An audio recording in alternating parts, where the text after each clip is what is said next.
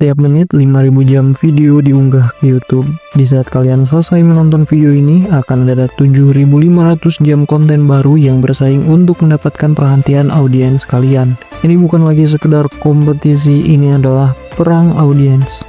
Jika channel kalian terasa stuck, jika pertumbuhan channel YouTube lo melambat, itu bukan karena kalian kurang kerja keras, itu karena strategi yang berhasil di tahun-tahun sebelumnya sudah hangus.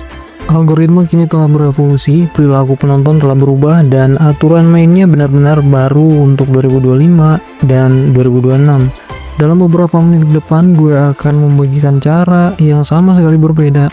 Kita akan berhenti terobsesi dengan viral instan. Kita akan memadukan dua kekuatan paling fundamental, storytelling yang memikat emosi dan wawasan berbasis data yang tajam. Ini adalah strategi untuk tidak hanya bertahan, tapi mendominasi era baru di YouTube. Mengapa storytelling? Karena algoritma tidak menekan tombol subscribe, manusia yang melakukannya, dan manusia terhubung melalui cerita, bukan sekedar daftar fakta. Coba kita lihat channel ini.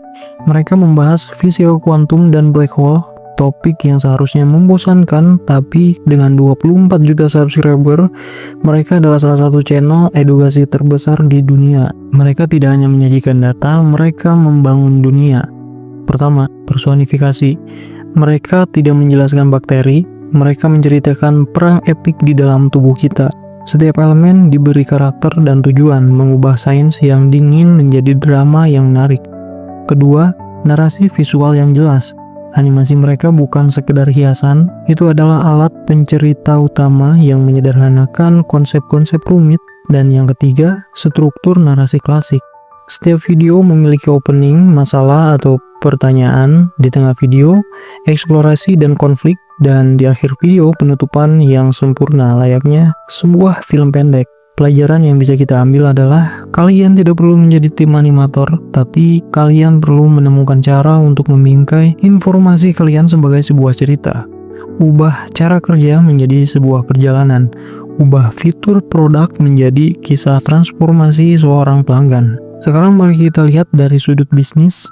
Iman Ghazi membangun narasi dari nol menjadi pahlawan. Channel utamanya yang luas menarik jutaan penonton dengan topik umum seperti cara menghasilkan uang.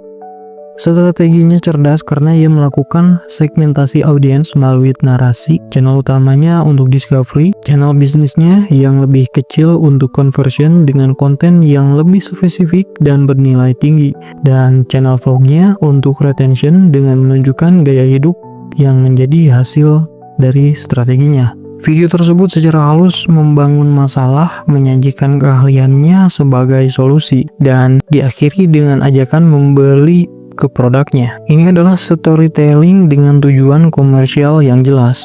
Pelajaran yang bisa kita ambil adalah pikirkan channel kalian bukan sebagai kumpulan video random, tetapi sebagai sebuah ekosistem.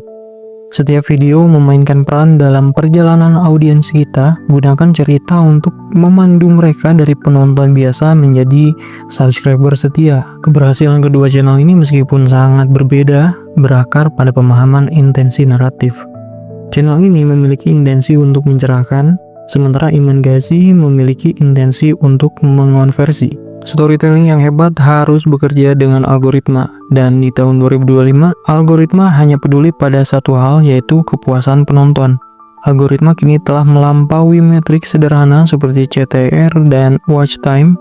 Algoritma kini lebih pintar dalam mengukur kepuasan, bisa dilihat dari like, share, dan terutama sesi tonton yang diperpanjang, yaitu saat viewers menonton video lain dari channel kalian. YouTube secara aktif mendorong kreator untuk menggunakan short, video panjang, dan live.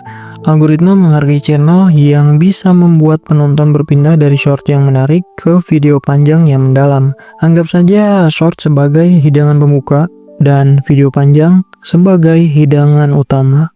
Oke, teori sudah cukup. Mari kita masuk ke taktik praktis yang bisa kalian terapkan hari ini.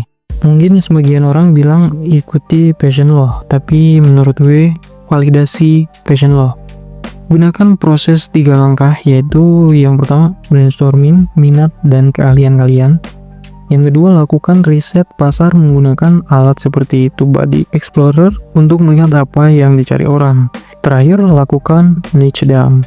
Selanjutnya, diversifikasi konten cerdas, gunakan video panjang sebagai konten utama, lalu gunakan fitur remix untuk mengubah momen terbaik dari video utama kalian menjadi short untuk menjangkau audiens baru.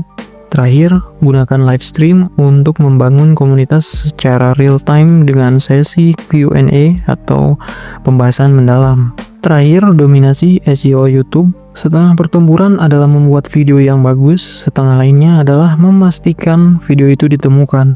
Gunakan tab research di YouTube Analytics dan alat seperti TubeBuddy untuk menemukan kata kunci dengan skor bagus, kombinasi volume pencarian tinggi, dan persaingan rendah. Fokus pada long tail keyword atau frasa pencarian yang lebih panjang dan spesifik, karena ini menunjukkan niat penonton yang lebih jelas. Mulai dengan memicu diskusi di komentar.